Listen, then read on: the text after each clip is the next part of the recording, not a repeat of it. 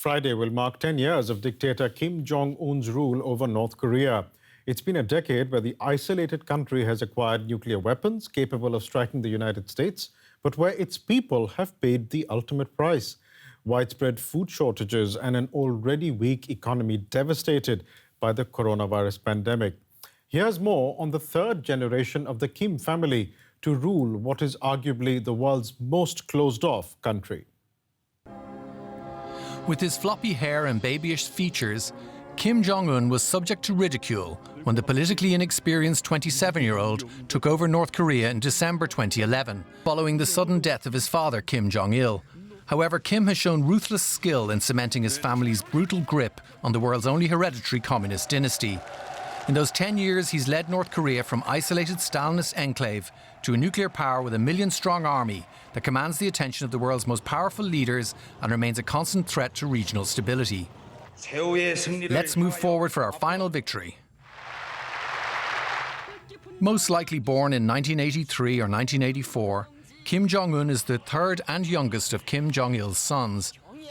After the great successor took over the reins of power, he brutally purged his rivals, including executing one top military chief with a cannon and ordering the poisoning of his own half-brother, Kim Jong-nam, at Kuala Lumpur Airport. The centrepiece of his decade in power has been his expansion of North Korea's nuclear arsenal. Analysts believe the North now has up to 60 atomic weapons. Regular missile tests have rattled the nerves of neighbours, including the North's only real ally, China. In 2017, North Korea test-launched a missile which can reach the continental United States, causing alarm in Washington, D.C. The North's emergence as a nuclear power sparked a raft of sanctions led by the United States and the United Nations against his regime. Kim held landmark nuclear disarmament summits in 2018 with then US President Donald Trump. But their diplomacy collapsed because Kim failed to convince Trump to ease sanctions. There has been outreach with South Korea. Kim shook hands with South Korean President Moon Jae-in across the demilitarized zone dividing the peninsula. But the bitterness runs deep and the two Koreas remain no nearer to officially ending the Korean War. The fighting ceased in 1953 without a peace treaty. Entering his second decade in power, Kim faces challenges. He's struggling to deal with the fallout from COVID-19. A military display in September focused more on healthcare workers than missiles. He also has to deal with an economy in the doldrums and natural disasters which have brought drought and repeated food shortages. Kim remains a young leader, and state propaganda likes to focus on his strongman persona. He has faced down and outlasted those who mocked him early on. And there are still no signs the sun is setting on his rule.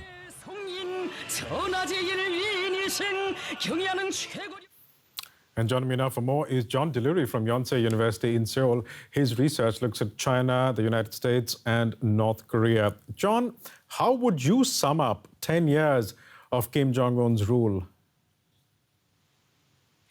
Well, from a North Korean perspective, and I think we have to begin with that, it has been a new era of their history. This is the third supreme leader that they've had, and the first few years actually were probably fairly positive for a lot of North Koreans. The economic indicators were of things getting better, and Kim Jong-un came out early and actually stressed improving the economy. So I think that he probably created a new atmosphere and a pretty encouraging one as compared with his father. But then, of course, we all saw that he really turned the focus, and North Korea turned their focus very much to the weapons program, to the missile tests and nuclear tests. And so that became sort of phase two of his decade of power. And, he may have gotten some support within his system. And certainly it got him a lot of international attention. And to some extent, I think it got him those summits with Donald Trump.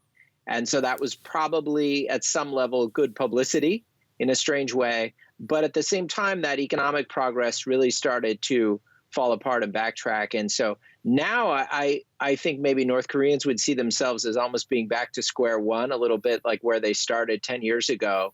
and maybe wondering, this is the first of how many decades and what comes next. I do want to talk to you about North Koreans and the economic slump that they're having to experience, but I would also like to touch upon the North Korea's nuclear weapons program. I mean, much has been made about ending the North's nuclear weapons program, but if the past 10 years have shown anything, it is that North Korea will not give up its nuclear weapons. I wonder, therefore, if it's time to look at North Korea through another prism, to have a different goal in mind. Well, I think that's right. If you talk to experts now across the spectrum, it's very hard to find a North Korea expert who will tell you, yeah, we could get denuclearization anytime soon. It's at best a long-term goal. And so that does raise the question of, well, if we're really not going to achieve that, what's our strategy and what do we want to achieve with North Korea? So I think, for a few years, experts, including myself, have been calling for a different way of thinking about the problem, and not that single-minded focus on an unrealistic goal, at least in the near term. But I think that the political leaders are still, certainly in the United States, behind where a lot of the expert community is. A bit about the North Koreans now. You said that they were back to square one, as it were, and that is essentially about them suffering this economic slump that has been made worse by the coronavirus pandemic, not to mention the drought that they were suffering. Surely it's in Kim Jong Un's best interests to bargain with the world to try and improve the situation of his people, is it not? It is, but first of all, we are experiencing a pandemic, and so is North Korea. And they have taken an approach that's actually most similar to the Chinese approach, but even easier for the North Koreans to pull off, which is a very extreme national quarantine. And considering that there wasn't a huge amount of external economic activity going on for North Korea before the pandemic, they actually really can do this. They're equipped to close themselves off in a way that almost no other country is. And so, North Koreans know what's going on in the world, and I think that they are probably giving their leader and their system, a little bit of room, just like everyone is, because these are extraordinary times. But eventually, North Korea, I think Kim Jong Un rather, needs to deliver on the promises that he's been making since he took power, which is, as he said, to the North Korean people, you won't have to tighten your belts anymore. I will be the leader who really improves our economy. And so I think the question, though, is once the pandemic lifts a bit, then I think we'll see whether, he's ready to come back to the diplomacy and make more bold moves to build a different economic future for the country. We'll leave it there for the time being, but thank you so much for joining us today. John Delirie, pleasure talking to you. Yeah, it's a pleasure. Thank you.